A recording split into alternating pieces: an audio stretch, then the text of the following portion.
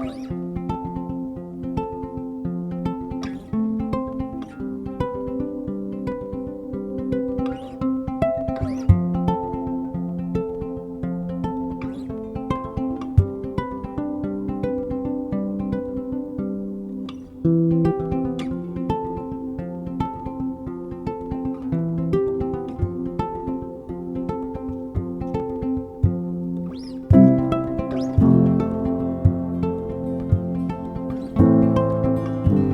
everybody and welcome back to the Good Day Matrix. My name is Daz and I have the absolute privilege of being here today with Zeina.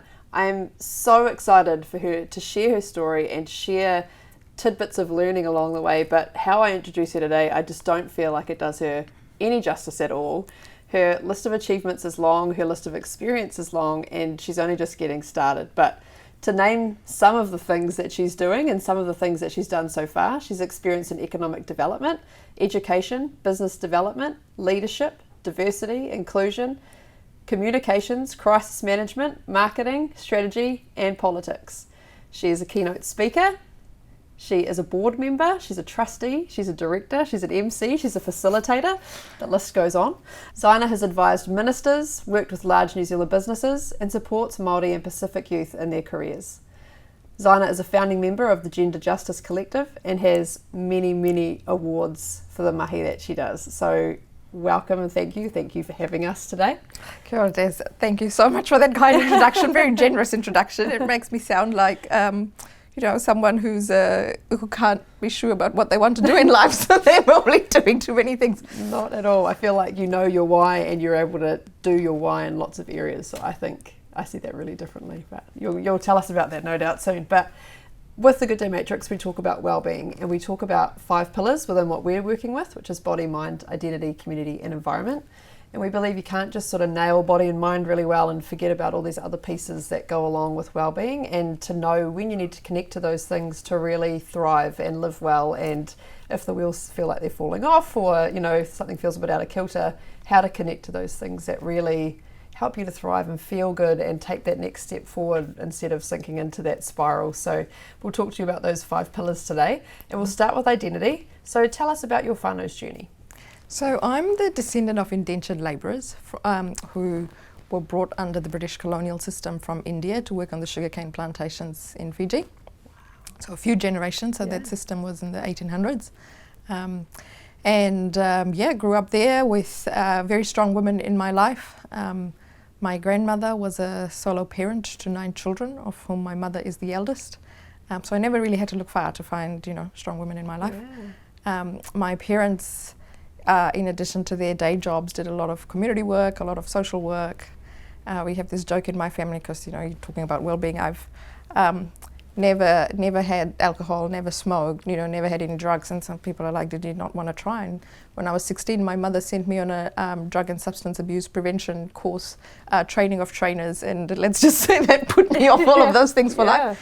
So that was good.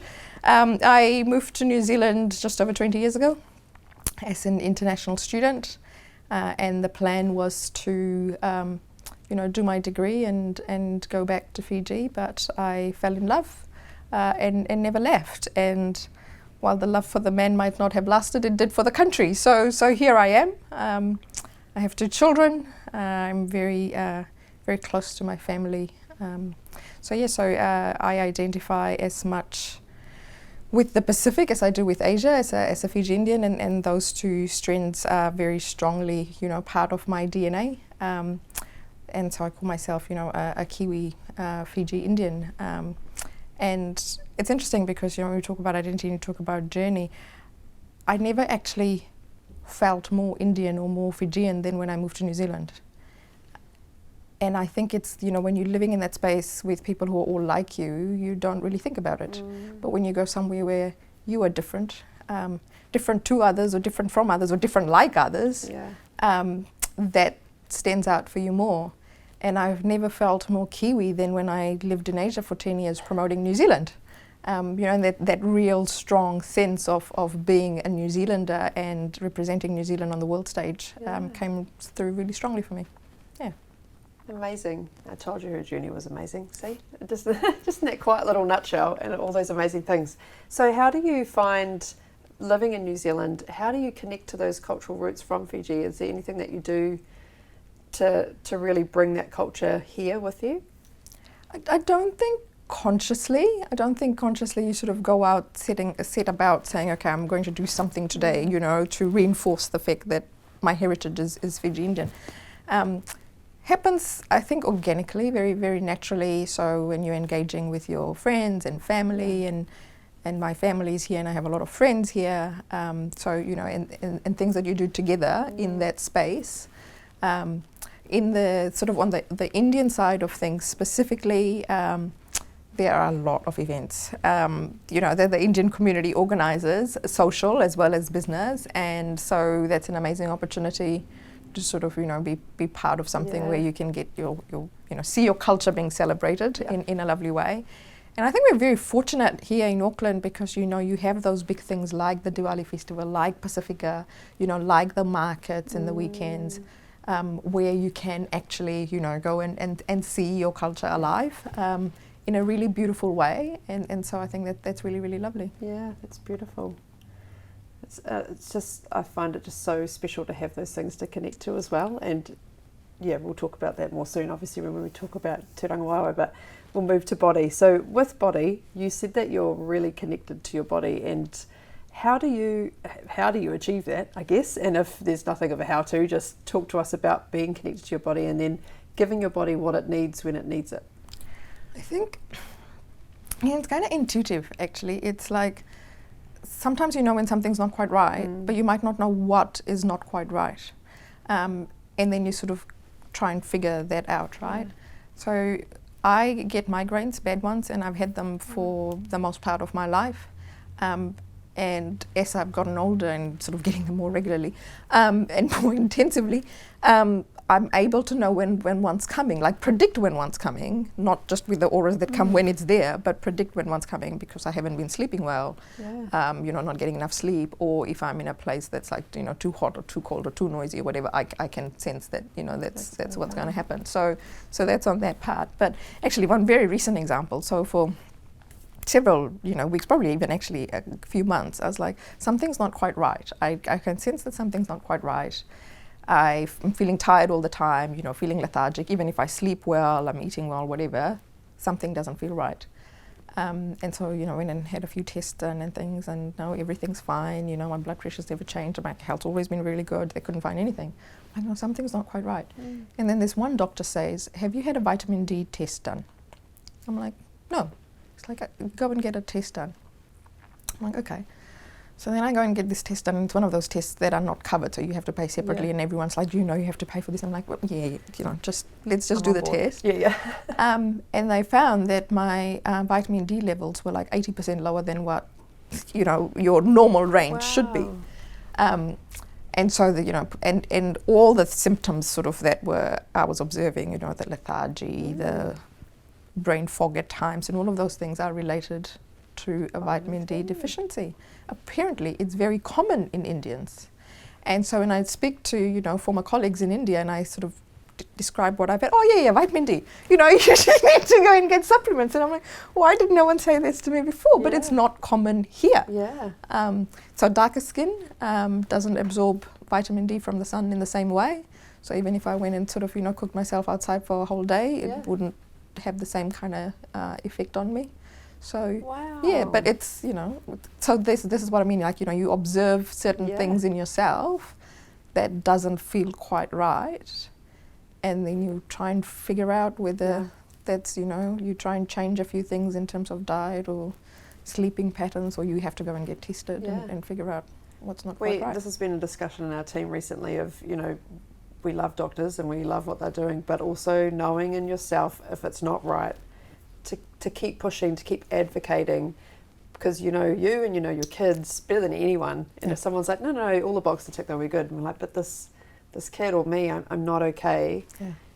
The generation before us was kind of told like, well, the doctor knows best, so we'll just do it. But actually we need to start pushing and going, something doesn't feel right, and I'm just going to keep being the squeaky wheel until we get all the testing done and all the specialists see that we need to, just to make sure that you've done those things, because it's getting more and more important and critical for us to speak up and advocate for ourselves. Yeah, and I think the other thing, I mean, doctors obviously play an important role, but not losing sight of traditions within the family and things that are passed down, and that for whatever reason our ancestors learned this in whatever shape or form, and they've passed that down to us. So for example, I've had doctors tell me, oh, you might want to take garlic supplements, and I'm like, boost your energy and stuff. I'm like, you realize I'm Indian, we put garlic in everything we cook. And my sister got told to take more turmeric, and it's like, yeah. We're under control. It's part of our diet. Yeah, don't need the tablets. Yeah. Oh, that's made my day. When you said intuition, I'm going off track a little bit, but it's important because it was just something you read and you're just like, Sherlock Holmes, if you know Sherlock Holmes, there's a way he talked about intuition, which was we're absorbing too much information quickly. We know something's not right, but we can't process everything quick enough, and we need to listen to intuition and not sort of put it to the side like, oh, I'm just imagining it, and actually start trying to unpack. Yeah. Whether it's that you've walked into a room, you don't feel comfortable, whether you're not feeling okay, just to really trust it and pay attention, because your body knows, know, even if your brain can't keep up with what's going on. Yeah, and I think if we just, as you get older, it's sort of, you get more attuned to this, right? And you get better at reading the signals that your body is giving. And when those signals are different, like, I think, like even in a work setting, right? So you go to some meetings and you're all excited and hyped up and pumped, even if it's, it's a big thing, it's really stressful and whatever, you're excited about it. Some other times you walk into a room and you can feel in yourself that something's not quite right. And that might not necessarily be a physical health thing, but it's just sort of, that space, that environment, the context, whatever it might be. And you've just got to be, plugging into those signals and saying, okay, what is this what is this saying to me? Yeah. Great message about intuition. So talk to us about sleep. So how important is sleep? How do you prioritise that? Talk to us about sleep. Oh, I love sleeping. So people say to me, oh, so, what do you do in your downtime, and how do you do everything you do, and, what's the sort of, the balance? And I'm like, sleep. I sleep, and I can go through several days with very little sleep, but then I have to build my reserves and, and sort of get that back up. As I say, I get migraines, so if I'm not sleeping well, I know that I'll get one, so I'm sort of very conscious that I need to make sure that I sleep well. I generally do. When I sleep well. I had COVID for the first time about a month or so ago, and it knocked me out completely for the first few days. And then I sort of started doing these nana naps, in the middle of the day. I think sleep is really, really important. I think that we don't, give it enough attention. I have a child who, when he was younger, he just did not want to go to sleep. We had a lot of trouble putting him to sleep. And he would say, sleep is a waste of time. That was his sleep is a waste of time. You're not doing anything. And I'm like, you won't be able to do anything else in your life if you don't sleep and get that rest. Your body needs to rest. Must have been all of like 4 or 5. And it's like, sleep is a waste of time. Don't want to sleep. Priceless. Which sounds like some of those high-flying execs until the wheels all fall off and they realise that they should have taken care of their well-being much sooner. And I think just I'm not too precious about where I sleep, because I travel a lot for work. I know some people can't sleep in, if it's not their own bed and different hotel room or whatever. I can sleep. I can sleep on planes. I can sleep in different hotel rooms. Brilliant. Yeah. It's outstanding. And it's something in our culture we almost quietly frown upon rest and sleep and go, oh, that's how you use your time? Like, I'm multitasking and I'm reading a book and I'm doing this at the same time, but actually be really proud that you can monotask to one thing and just sleep, which is important for the mind, which we'll move to now. So you said that you're really connected and calm when you're near the sea, and that natural light daily is like a non-negotiable must for you. So talk to us about how those things affect your well-being. We talked earlier about identity, right? And sort of that concept of where you're from and your heritage. So I grew up in Fiji, and anyone who's been to Fiji knows, 5 minutes any direction, you at the beach or the sea. and you get a lot of natural light, and that's sort of what I've grown up with. And the sea was always my happy place.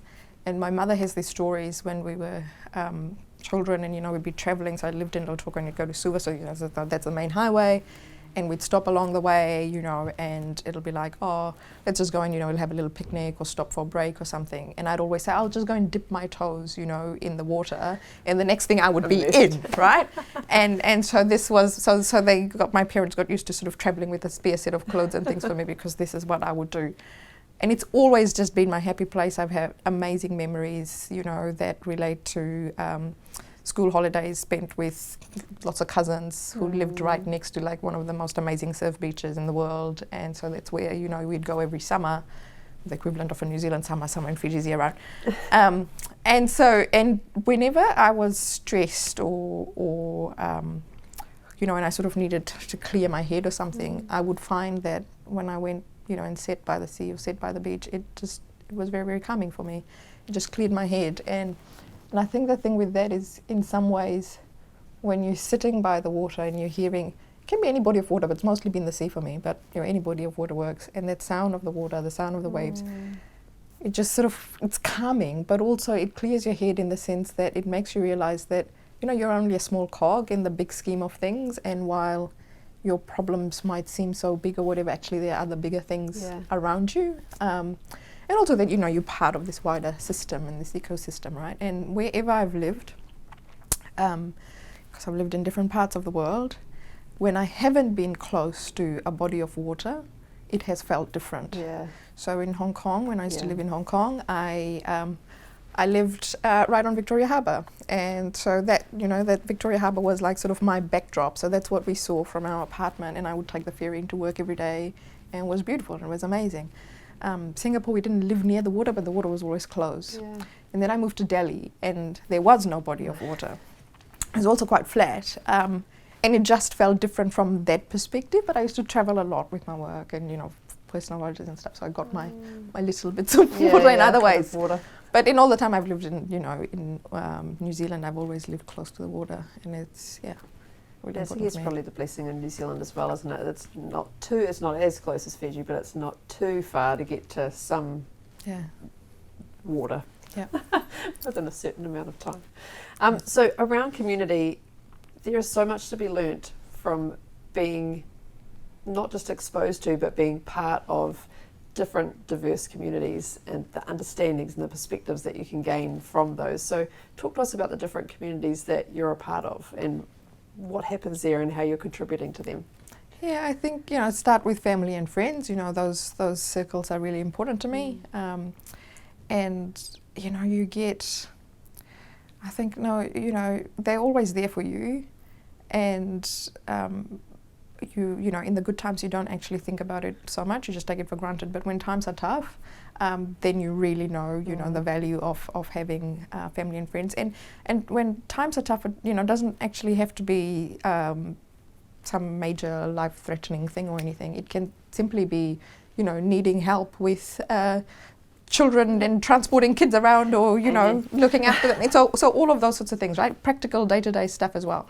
And then in terms of other communities that I'm part of, obviously the Pacific community and the Fiji community, the Indian community, part of women's networks, part of business groups, and with all of them, it's different things that you get, and different ways in which they inspire you and energize you and empower you, and that you are able to do the same for them.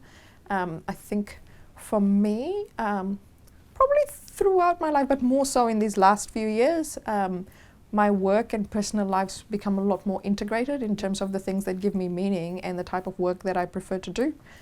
So one of the things that I've been doing, for example, is working with ethnic professionals working in the public sector and helping them develop their leadership capability, help them with their development, while at the same time being, holding on to their own identity, and how do you marry your own identity, which is quite different, operating in a system that's wasn't sort of created, if you like, for someone like you. So how do you sort of, balance that? Some of my work is with, young Māori and Pacific students, and same thing there, right? It's like, how do you bring your full self to whatever space you find, but at the same time being respectful of whatever environment you're in. And I find with all of these things, you gain as much as you give. You learn. Every experience you're learning from others. Sometimes it's validation of your own experience. Other times you're learning strategies that have worked for other people, and some of which might not apply in your case, or might not work in your case. Others which would be very useful, and so you're learning from other people's experiences as well. You're learning things that have worked for them. It's been really useful. I think that's. I feel like in terms of talking about community, I feel like connection is our key in there, but contribution is just as equally powerful. If we could be part of communities but be sitting on the wings and really not feel as though we belong, but if we can meaningfully contribute and get things back, we're not doing it to give back, and it's not about getting things back, but it's getting learning and perspective and just relationships and all. I think it's so important. I think it's so important. I think being part of a space where you can be yourself. With people, who are your people, and that doesn't have to be, ethnicity based or gender based, or age based. It might be whatever common thread, but connects you with those people. But it's really about, surrounding yourself with people who inspire you, but also who you can give back to, because one-way streets don't go far. No. And and life can be very long sometimes, and you want to make sure that you've got that support around you, and that you are there to support others. One-way streets don't go far. Maybe my favourite quote of 2022. Let's see. How can we in New Zealand and Aotearoa support belonging of our diverse communities and start to smash out divisiveness and racism and things that people are facing so unnecessarily? How? Do you have any? We're not going to solve it, obviously, but what can we do? What can someone listening to this today be like? Okay, from today, I didn't know that, or I hadn't tried that, and I'm going to do that from now on. Yeah, I think even just the fact that you're talking about it is amazing, because some people won't even acknowledge that we have an issue, right? And you can't solve a problem unless you recognise that it is a problem. So I think that's a first step, and that's a really important step. I think one of the most simplest things that everyone can do is get to know someone who's different from them. We all have biases, every single one of them. No particular ethnicity or group has a monopoly on this. We all have biases. And I think the thing to do is challenge yourself and challenge others when you see biases in action, right? Like sort of reflect and say, where is that coming from? Where did that thought come from? And often it stems from a place of fear, a fear of being displaced somehow, a fear of the unknown. And so it's like, well, okay, let me educate myself on this, or is there someone who can share more about this? And I think that, in a work setting or even in a personal setting, getting to know colleagues, getting to know neighbours as people first, rather than, folk in a team working together on something is just so important. And if you look at cultures like, Pacific cultures, Māori cultures, you see the concept of whanaungatanga, right? It's about getting to know people as people first. And then when you do, you actually find those bonds of connection, whatever that connection might be, and then you realise that actually there's probably more you have in common in terms of human values than the things that are different. And those things that are different can be things that can be celebrated. And it's just really, really basic things to do. So my children spent, the first sort of 5-10 years of their lives growing in Asia, and they went to international schools, and they would have like 60-70 different nationalities in their school, in their classrooms. And so they just grew up in that space, and so for them this is all very normal. And I think about me growing up in Fiji, obviously not as diverse as New Zealand, but that diversity was just a given.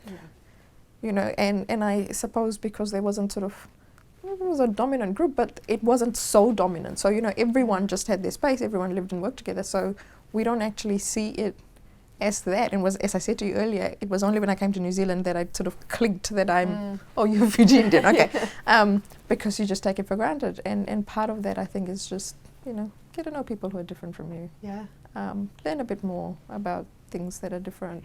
Challenge yourself when that thought creeps in your mind and you're like, why did I think that about that person? Where did that come from? And just just be more reflective, I guess. Yeah. There's a lot of things that can happen in workplaces as well. Very simple thing is around reviewing systems, so systems for recruitment, for promotion, performance reviews, all of those sorts of things, and looking at what basis are those decisions made on, where are we advertising for roles, whose recommendation are we looking when people show up at an interview and they talk in the terms of we achieved this. Do we realize that they say we because in their culture success is of the collective, achievement is shared? Or do we assume that they're saying we because they didn't actually do anything, and instead of saying I achieved this, right? So just understanding those cultural differences, because someone will show up very differently in an interview if their culture is, coming from a collective focus rather than an individualistic focus. And if the panel interviewing them is all coming with an individualistic lens, then this person's not going to look good in an interview. No. In some Pacific cultures, you don't make eye contact, right? And that's not because you're trying to lie or anything, you're just being respectful of the person. Yeah. So it's just basic things like that, being mindful of those. Summer Alrays, who we interviewed, she's from Microsoft, she spoke of the same thing, it's really easy to hire someone and they're in your network, but actually the gains you can get from opening up and genuinely seeing who else is out there and who is the best fit for this role rather than someone I know to pull is what we need to do, is what we need to be getting better at, is not just assuming we rely on the small community we know. How do we start to get out and understand and build those genuine networks of strength in every culture? There's a whole heap of research that shows that diversity delivers greater productivity, greater profitability, greater creativity, innovation, empathy, all of those things, right? So the research is there. But the other thing that we need to be mindful of in New Zealand is that our population's changing. So if you don't know as an organisation how to engage with diverse audiences, then you're going to reach a stage where you're not going to be able to attract good staff. You're not going to be able to serve your customers because you don't really understand your customer groups, right? Demographics are changing hugely. And so having people on your team who understand that diversity, who represent that diversity, becomes really, really important. Massive. Well, there's a lot of messages there, and a lot of that's practical. That's not, and I'm not saying pie in the sky is bad either, but none of that is like, oh yeah, that's 20 years away. That's today. That's right now. There's no reason why we can't do any of those things right now. No, I mean, more than 50% of Auckland's population is Māori, Pacific and Asian. And a quarter of New Zealand were not born here. So I mean, you can look at it in the sense of, okay, we need to adapt our systems to try and fit all these people who've come from all around the world who are very different to us. Or you can say, actually, for a small country at the bottom of the world, how amazing is it that we have all these connections to the rest of the world? And that just strengthens our network all around the world. For a country that is so dependent on international trade and investment, having people here who understand the rest of the world is just amazing. So environment is, we can talk about all kinds of things. We talk about work environments and home environments and sustainability, but what I really, really want to talk to you about is that we're really heavily influenced by our intergenerational families and all the things that happen along the way, and we have some pretty set ways in how we think of things, and we've discussed that today a lot about, where is it coming from? Is it something I actually believe? Is it something I need to challenge? Is it something that's right? But one thing we've all sort of grown up thinking is that home is this house, and we build this home and we work to be homeowners, or even if we're renting, that we make it really homely and it's our safe, nice place. But you have a different take on Te Ranga Wawae, and I love that. So talk to us about that.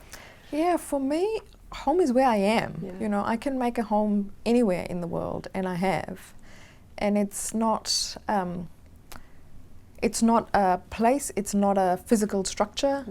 It's, I've lived for, 6 months in a hotel. I've, in the last sort of 15 years, I've probably lived in 14 different homes. Right. And I have this thing that, wherever I am, I will make that home. And home to me is the people that I surround myself with. Home to me is the things that have meaning for me. It's what I'm doing in that place. And so I'm very comfortable with that concept. And I think, growing as a descendant of indentured labourers, they had to make a home in a new place. For some, it would have been a temporary place, and then they would have gone back to India. For others, they chose to make, that home. And so I guess I grew up with this idea that, migrants often sort of think about the grass greener somewhere else, and you go and do that. And for me and my family, I think what has sort of very strongly been ingrained in me. So my parents gave me roots and also wings, but they also taught me that the grass is greener not on the other side, but where you water it. And so wherever I am, that's where I water the grass. Yeah. And, and make that a home for me and my family. And I also have this, some people will probably find it quite crazy, but when I move, I have my home set up in 2 days. That's not crazy. And it's like, I need my stuff, and you tweak over months and all of that, but after the stuff has arrived from one place to the next, it has to be up and ready, and it's got to be there, and so it starts to feel like your home very, very quickly. You have your family there, you have your music, your books, your whatever it is. Yeah. We've moved house a lot. My husband's a builder, so it's been part of our family story. And I'm the same. We move in, and that day we have pictures on the walls, and everyone's like, "Are you serious? Did you start at 2 o'clock?" Yeah, I did, but I don't want to live around boxes, and I know what we're like because we're so busy that if we don't unpack them straight away, things will push out. But it's also just having your things, and you're right, like music's my big thing. You'll often see when I'm moving, the speakers out first. Yes. And as I unpack, music is jamming. So it's really, really, I love that. I think about my children now. So one's almost 16, the other's 13. And they have already lived in 4 different countries and travelled to lots of others. And they're already talking about where they'd like to go and study and where they'd like to live and all of those sorts of things. And I don't know whether that's a good thing or not, that they, so they'll probably always come back to New Zealand, and New Zealand will be a sense of where, the grandparents are and some of the extended family is and all of those things. Yeah. But also, they also are growing up with that sense of being able to create a home anywhere. Wherever. That's incredibly powerful.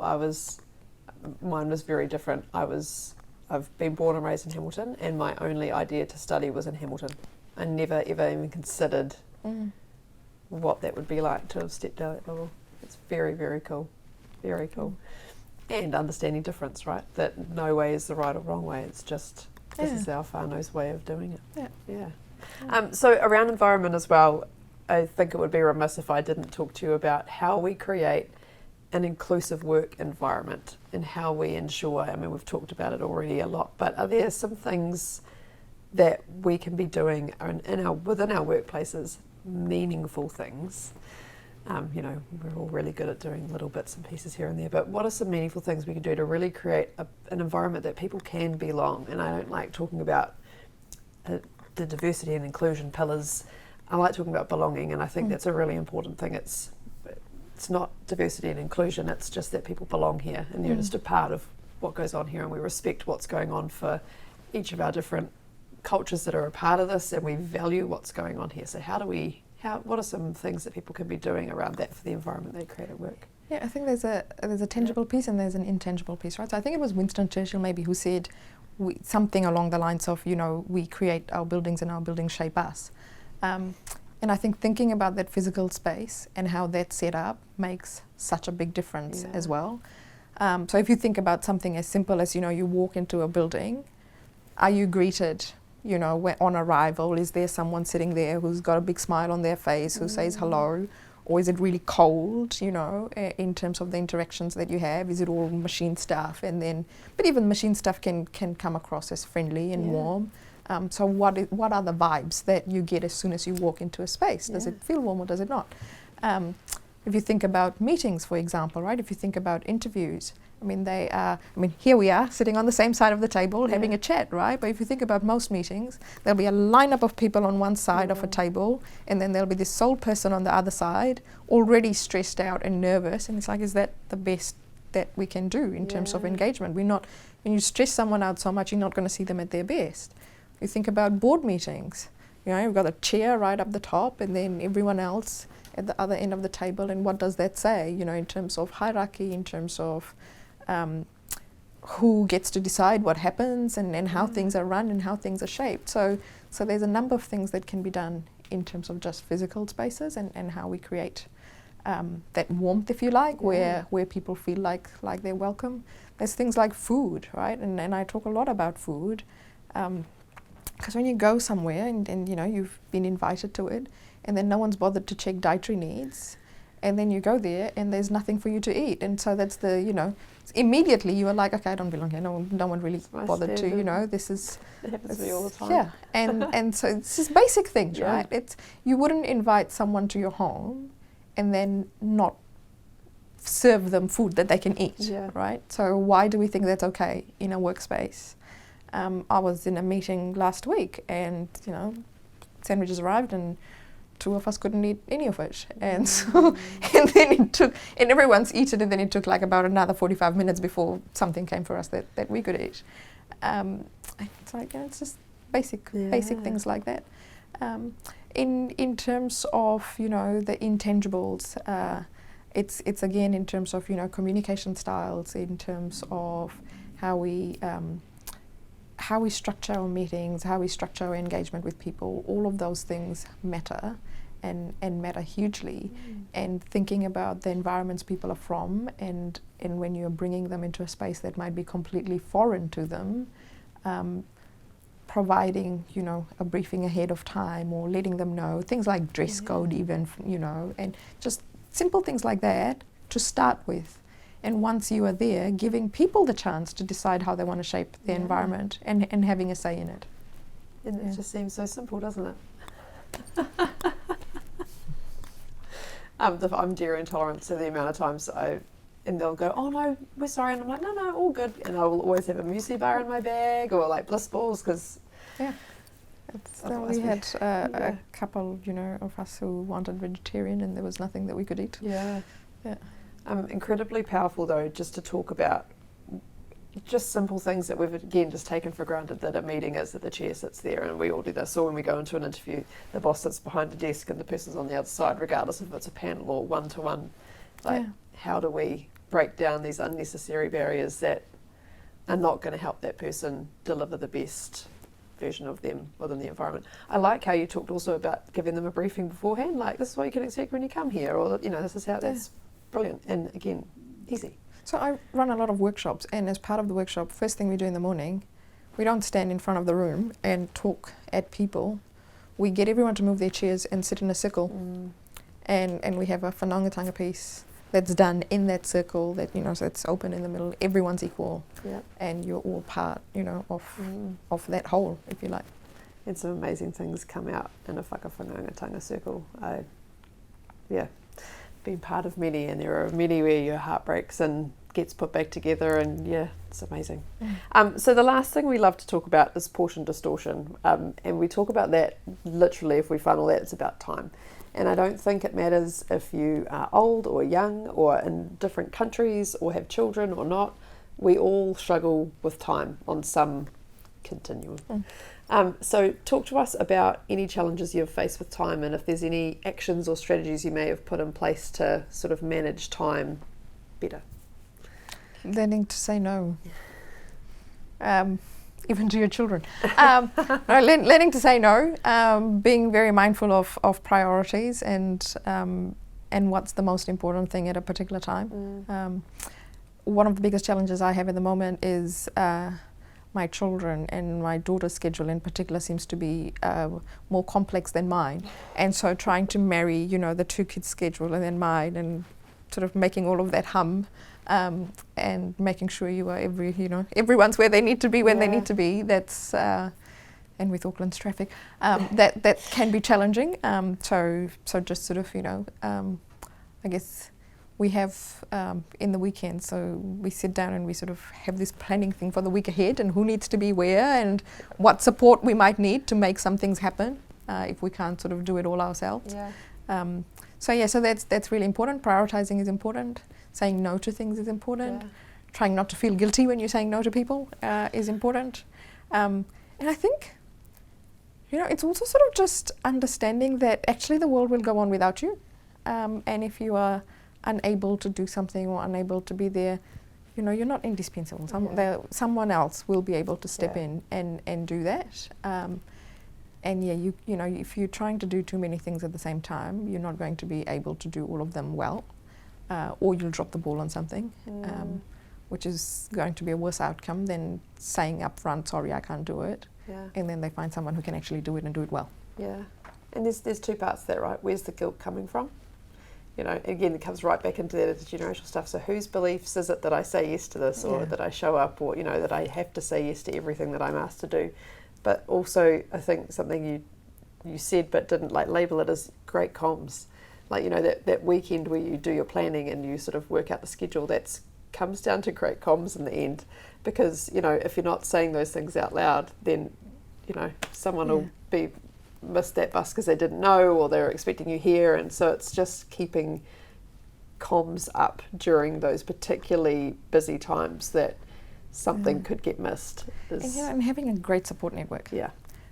So I have amazing parents who help us out a lot with taxi services and things when we need. And just the parent network as well. So I think about, my children's friends and their parents, and that whole circle is just so supportive of each other. Most of us have more than one child, and when both of them have things in different places, having that parent network around that can take this one to the same thing that their child might be at or something else, it's just really, really helpful. And not being afraid to ask for help. I think a lot of us shy away because you somehow think that, if I can't do this, or if I have to ask for help, then it sort of says that I'm not a good parent, or I'm not good at my job, or whatever it might be. But actually most people are in the same situation, trying to juggle a lot of things, and quite understanding and supportive if you ask them. We did some mahi in 2019, 2020 around children in sport and accessing sport, because there's a lot of barriers to accessing sport for children, and you've named a few of them just in there. Well, I've got multiple kids who all need, so sometimes we make a decision, you're not doing it because we've got to get this one here, and but asking for help is one thing, and it's incredibly hard. I'll put my hand up for that. I struggle with it, but offering help, and not making it sound like you're kind of like, don't worry about it, I'll help you out this time. It's more going, I'm taking a car to the same place, I've got 3 seats. And making it not that you're offering help that people struggle to take or ask for, but just literally saying, who's going to jump in, sort of thing, and you can do it next week, and I'll take 3 of them this week, you take, and it's sort of that, how do we change the feeling of giving help and taking help to just say it's nothing, we all need it. Absolutely. And, and we want everything great for our kids. A real shout out to teachers here. I have been very blessed with amazing teachers for my children who've actually, been shepherding kids, not mine on occasion, but, so many other kids all the time. And, this is completely unpaid work. This is after school hours. They're training children, they're taking children to their sports. They go well beyond their, daily duties that they are paid for, and I don't think they get enough credit for that. They do not. Shout out to teachers. They do not. They do amazing things, and they know if they don't do it, no one else will. So they just keep giving. They're amazing. So final question around portion distortion is, how important is it for you to make time for things that bring you joy? Very important. I do a lot of me time. and I quite like my me time. And so it's very important to me. It's all, like I say, it's sort of being in tune with, your own body and what is important to you, your body, your mind. I carve out time for myself. I'd I also go on holidays by myself sometimes, which people find very unusual. But I have done for many years, and for my birthday each year, I do other times of the year as well, but definitely for my birthday each year, I go on a trip somewhere. And sometimes to a place I've been before, but explore different things, or sometimes a completely different place. Yeah. And I go and do that by myself. I carve out time for other pampering as well, sleeping, all of those sorts of things. As you should. You know, I have this view that if you are not well yourself, you can't actually be of use to anyone, or do the other things that you need to do for yourself. Yep. And whatever helps you to become well, whether that's me time, or whether that's rest, or whether that's reading or dancing or whatever it might be, then you make time for it. Yeah. Amen. You can't give if you've got nothing left in the tank. Absolutely. Even though us as mums often give, and we think there's no choice, that you're not giving as well as you could if you're not fueling and taking care of yourself. That's I think it's also important to set that example for your children, that they see that, you are looking after yourself, that you are, that otherwise they fall into the same habits as they get older, and they think that, just keep going. Yeah. And then they'll burn out one day. I read The Courage to be Disliked. It's beautiful. It's a philosopher talking to a youth, and it's got so many great messages. That one is, the mums who do the dishes at night time, and they almost start dropping things on purpose, is anyone going to help me? But instead of saying, could someone help me please, we sit there almost with resentment that always, and I'm doing the washing, I'm doing all this stuff. But it's a mindset thing too. So if you're not going to ask, that's one thing. But the second thing is, why do something that's just bringing you it's part of how you're spending your time, right? Yep. So how do we turn this into why am I playing my music when I'm doing it?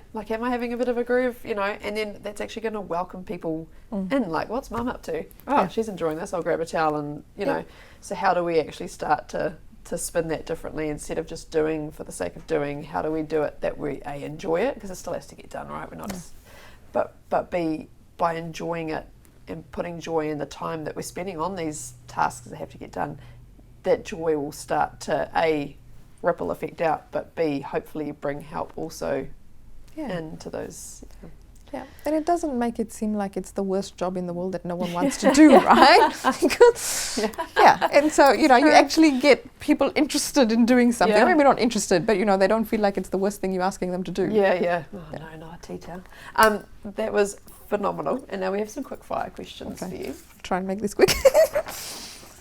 Alrighty. What are 3 things that made you smile today?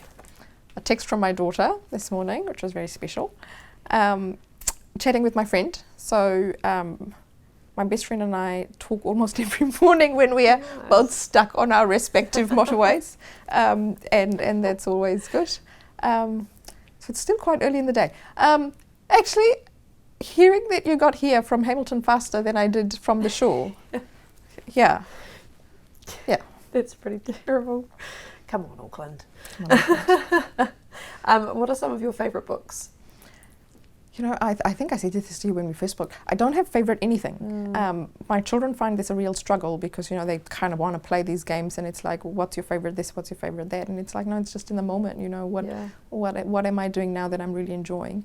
But in terms of books that I've read recently that I really enjoyed, Future You by Frances Valentine, so Kiwi author, Kiwi entrepreneur, and there are not that many, women business writers, so it's a really, really lovely book.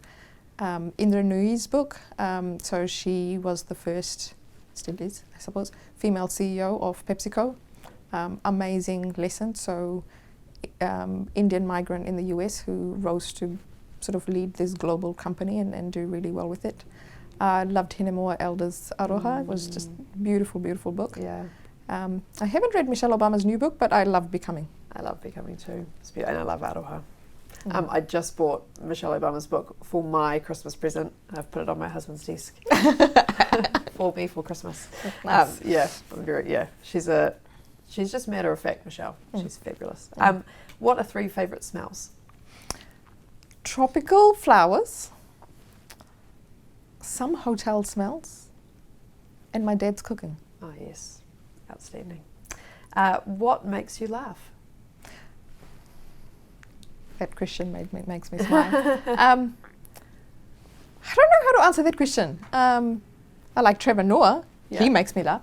I suppose intelligent quips and, Yeah. you know, people who have got a good wit. My children sometimes say the craziest things. I've got some really clever people in my life who connect, you know, different concepts and ideas in crazy ways and will say something that's, you know, quite hilarious. Yeah. I love that. What was your first job?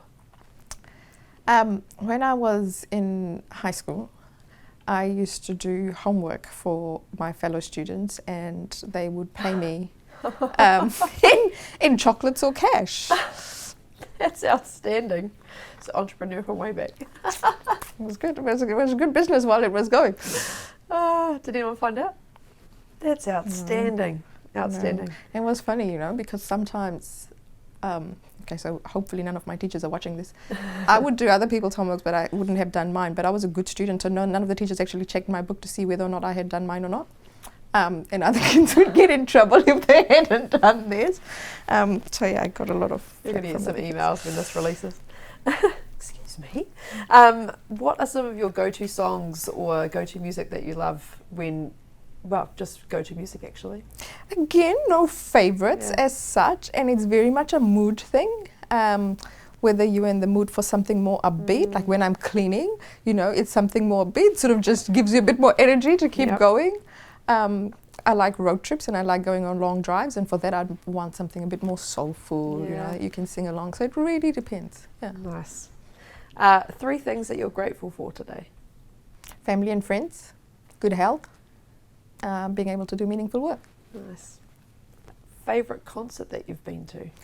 Not so much a concert, but there's sort of the equivalent of the Oscars, so like the Bollywood Oscars, but that's not the one that happens in India, but they have this event called the IFA Awards, so the Indian International Film Academy, and they take this around the world, so they host this thing in different parts of the world. So I attended the one that was in Macau many years ago, but the beautiful thing about this was they married that very sort of Indian awards program with Indian performances and stuff with Cirque du Soleil. So this was at the Venetian in Macau, and that marriage of Cirque du Soleil and Bollywood together was just incredible. Oh, I wish that was, I don't know, somewhere we could watch. Sounds awesome. What are some of your hobbies? I love traveling. I like reading. I like Bollywood dancing. Cool. Not that my children enjoy watching that. It's not about them. No. It's not about them. What does a recovery day look like for you? Depends how great the need for the recovery is, right? Sometimes it could be something as simple as sort of not doing much work, whether that's, you know, work that pays the bills or cleaning the house or whatever it might be, and spending time with friends or, you know, going out, watching a movie. Other times it might be sleep or a massage. What you need on the day. What you need on the day. Yeah. Sometimes sleep trumps everything else. Your friends will be like, no, what she's doing, she's sleeping. What are qualities you love about yourself? I think I have a very positive disposition to life. You know, even when there have been some really challenging days or really challenging things that have happened in life, I have always had this belief that things will be fine, that they will work out. If not today, tomorrow, if not tomorrow, next week, but they will be okay in the end. So I think that's been really important. There's comes from my Indian side. There's a saying in Hindi movies that you know, it'll be all right in the end. It's all's well in the end, and if it's not well, it's not the end. And so that's sort of almost like a mantra, right? Like it'll be fine. Things will be fine. Doesn't mean you just sort of, you know, fold your hands and expect it to be fine. You actually work to try and make things fine, but you know that, you know, you back yourself, and you know you have people around you who will help you to get there.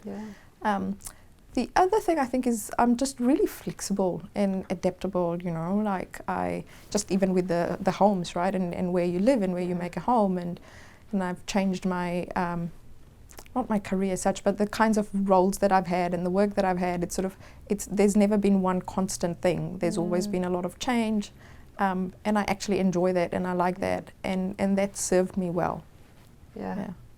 Well, that's us, and that was fantastic. And I know there's so many things in here that are practical, that can be done literally today, whether that's caring for other humans, whether it's getting a different perspective, whether it's looking at how your workplaces are, looking at home, looking at things that can help your mind better. There are so many takeaways. So thank you so much. I'm just so grateful for your time today. Oh, thank you for having me. It's just been amazing chatting with you. Yeah. It's brought a smile to my face today too. Yes. Thank you. I was waiting for that. So make sure you share this with your friends. Let us know what you think, and we'll see you again next time. Ka kite.